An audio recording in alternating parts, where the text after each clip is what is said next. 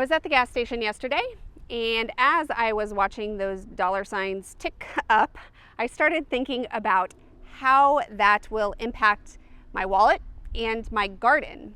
And I want to make it super clear right out the get-go. I am not here to sensationalize anything. I am not here to take stances. I am simply trying to share my thoughts on how fuel prices will directly impact the cost of garden supplies. So things like fertilizers, raised beds, those plastic pots for potting up seeds, all of those things are directly impacted by the cost of fuel.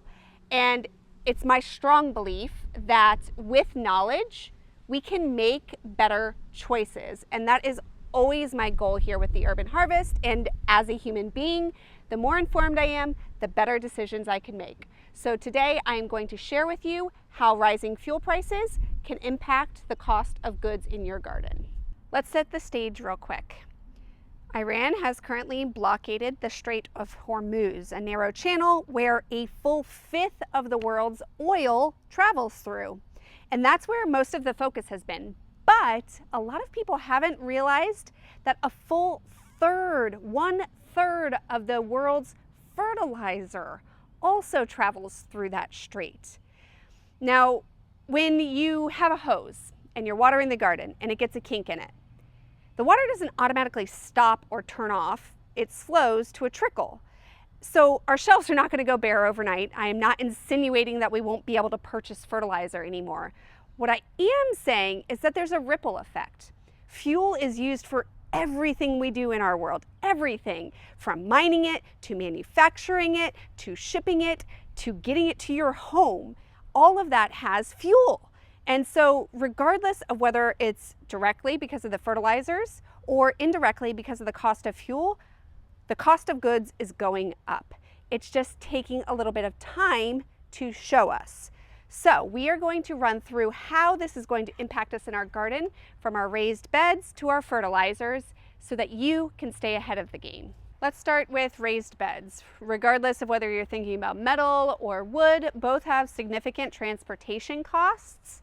Depending on where you are in the country, it may end up being cheaper to do wood in the short term than the metal, simply from the manufacturing process, also adding to that fuel price and driving those prices up. But there is not likely to be any sort of shortages for wood or metal, so raised beds are not likely to be the highest concern. What is the highest concern is fertilizer. Now, the fertilizer that comes from the Middle East is substantial, and it is typically urea based from that area, which is the main ingredient in nitrogen-based fertilizers. The prices have been steadily increasing, but when the Strait of Hormuz closed, within 1 week, the price of the fertilizer futures jumped 30%. If that's not an indicator, I don't know what is. Now here's something really important to understand. Urea is the backbone of synthetic fertilizers.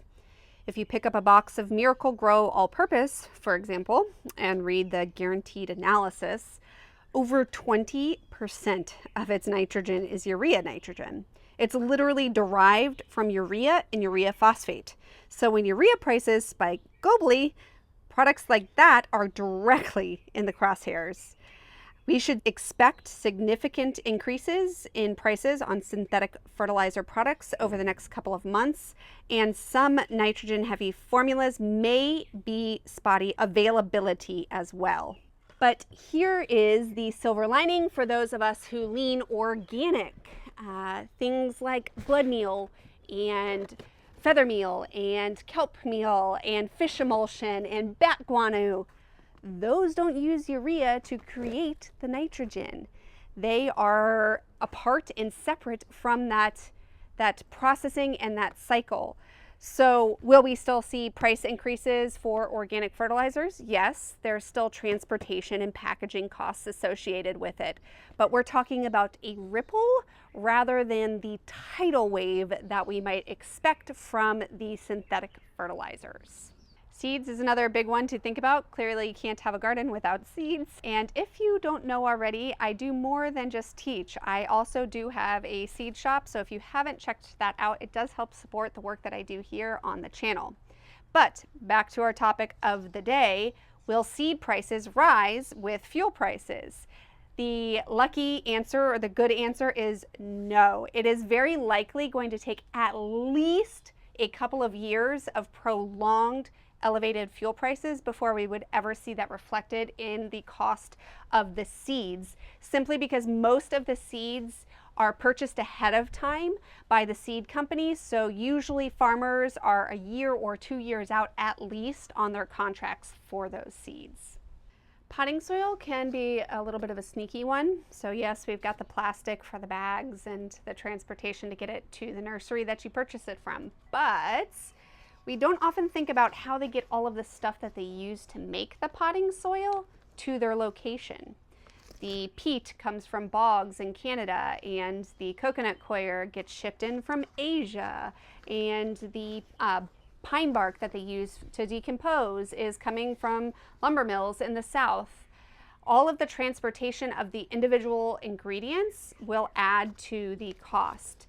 So while we may not see the effects right away, we will definitely feel the prices long term if this continues.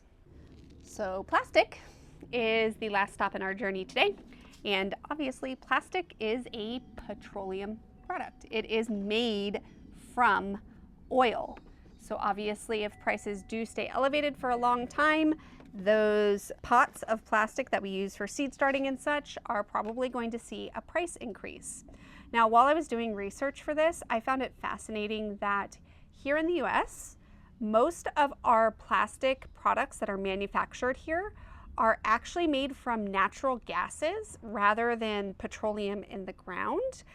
So here in the US, it is less likely for us to see as large of an increase in the price of plastic products because of that. That is just one of the many reasons that I have been thinking about purchasing and utilizing US made and manufactured products. Supply chain disruptions, you name it, something's going to happen. And the closer to home it's made, the less likely something can impact it. And so I have chosen to be an affiliate with US made and manufactured companies, family owned and operated companies, because that's what I prioritize. That's where I want my money to go. That's what I want to support. And so I do have a list of these garden products that I've used for years and love. And I'll have those down in the show notes for you. Everything from fertilizers to raised bed gardens to containers to seed starting trays. I'll have that down in the show notes with some codes so that you all get some discounts too. Before we wrap up, I wanted to remind you that if budgets are tight this year, which for many of us it is, the whole point of this channel is to share DIY resources and different ideas to help you become more self-sufficient in your life. I have over 120 videos on this channel that teach you how to do just that. I share how to make your own worm castings at home so that you don't need to purchase fertilizer. I show you how to turn compost into soil so that you don't have to buy bag soil. I even show how to make newspaper pots so that all you need is a piece of paper and you don't have to go purchase those plastic items. The whole point is to empower you to be able to support yourself in whatever way you need to, regardless of your budget. Here's the bottom line. Prices are going to go up. It is just a matter of time, especially if this continues for any length of time. But growing food is still more cost effective than shopping at the grocery store. A packet of seeds costs $3, much less than that single head of lettuce. So what we need to do is just be intentional with our choices and our wallets. Instead of waiting, purchase your fertilizer and your soil a little earlier in the season before that trickle effect of this oil cascade happens. And if all else fails and budgets get really tight, do it yourself. That is what I'm here to support on this channel. If you've been thinking about increasing the self-sufficiency for you and your family, Check out this video next, and I think it will help you do just that.